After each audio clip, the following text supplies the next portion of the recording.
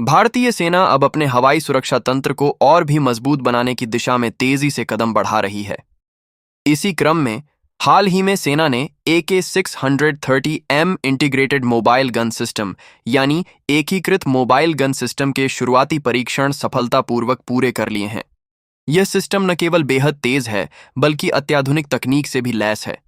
इन प्रारंभिक परीक्षणों के बाद अब इसे अधिक कठिन और यथार्थवादी हालातों में जांचा जाएगा ताकि यह सुनिश्चित किया जा सके कि यह प्रणाली हर मोर्चे पर दुश्मन के हवाई खतरों को जवाब देने में सक्षम है।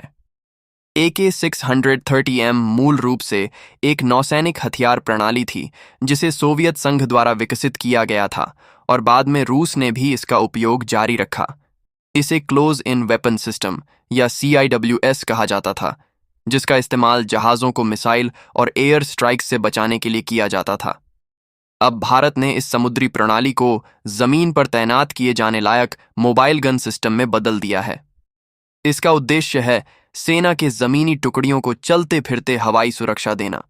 इस प्रणाली का मुख्य हथियार है 30 मिलीमीटर की 6 बैरल वाली रोटरी तोप, जो हर मिनट में 5000 राउंड तक फायर कर सकती है। ये फायरिंग क्षमता इसे बेहद घातक बनाती है, खास तौर पर कम ऊंचाई पर उड़ने वाले drone, UAV, unmanned aerial vehicles, helicopter और यहां तक कि क्रूज मिसाइलों के खिलाफ। इसकी खास बात यह है कि यह अपने टारगेट की पहचान, ट्रैकिंग और फायरिंग सब कुछ स्वचालित रूप से कर सकती है। इस प्रणाली को एक मल्टी एक्सल मिलिट्री ट्रक पर लगाया गया है, जिसकी वजह से यह बेहद मोबाइल और फ्लेक्सिबल हो जाती है। इसका मतलब यह है कि इसे युद्ध के मैदान में तेजी से कहीं भी तैनात किया जा सकता है, चाहे रेगिस्तान हो, जंगल हो या ऊंचाई वाला पहाड़ी इलाका। इसमें लगा टर्रेट सिस्टम एक रडार डोम और फायर कंट्रोल सिस्टम से जुड़ा है, जो ऑटोमेटिकली दुश्मन के लक्ष्यों का पता लगाता है और उस पर निशाना साधता है। हाल ही में हुई आंतरिक परीक्षणों में AK-630M MGS ने अपनी घातक क्षमता का प्रदर्शन किया। इसने सटीकता के साथ अभ्यास के हवाई लक्ष्यों को निशाना बनाया और उन्हें प्रभावी ढंग से नष्ट किया। परीक्षणों का उद्देश्य था इस सिस्टम की प्रतिक्रिया गति, निशाने की सटीकता और विभिन्न ऑपरेशनल दबावों में इसकी विश्वसनीयता की जांच करना। रिपोर्टों के अनुसार प्रदर्शन बहुत प्रभावशाली रहा, हालांकि कुछ क्षेत्रों में सुधार की संभावना भी सामने आई, जिन्हें अब संशोधित किया जा रहा है। इस प्रणाली का सबसे बड़ा लाभ यह है कि इसे मैकेनाइज्ड आर्मी यूनिट्स के साथ आगे बढ़ाया जा सकता है। इसका मतलब यह हुआ कि जब सेना की बटालियनें आगे बढ़ती हैं तो यह एयर डिफेंस सिस्टम उनके साथ चल सकता है और उन्हें लगातार सुरक्षा प्रदान कर सकता है। यही नहीं, इसका इस्तेमाल सैन्य अड्डों, रडार स्टेशनों, फॉरवर्ड ऑपरेटिंग बेस और हाई वैल्यू इंस्टॉलेशनों की सुरक्षा के लिए भी किया जा सकता है। अब हवाई खतरे सिर्फ फाइटर जेट्स या मिसाइलों तक सीमित नहीं हैं। अब युद्ध के मैदान में छोटे लेकिन घातक drone, commercial of the shelf UAVs और सटीक गाइडेड हथियारों का इस्तेमाल आम होता जा रहा है। हाल के संघर्षों जैसे यूक्रेन रूस युद्ध या अजरबैजान आर्मेनिया टकराव में हमने देखा है कि ड्रोन ने कैसे युद्ध का चेहरा बदल दिया है।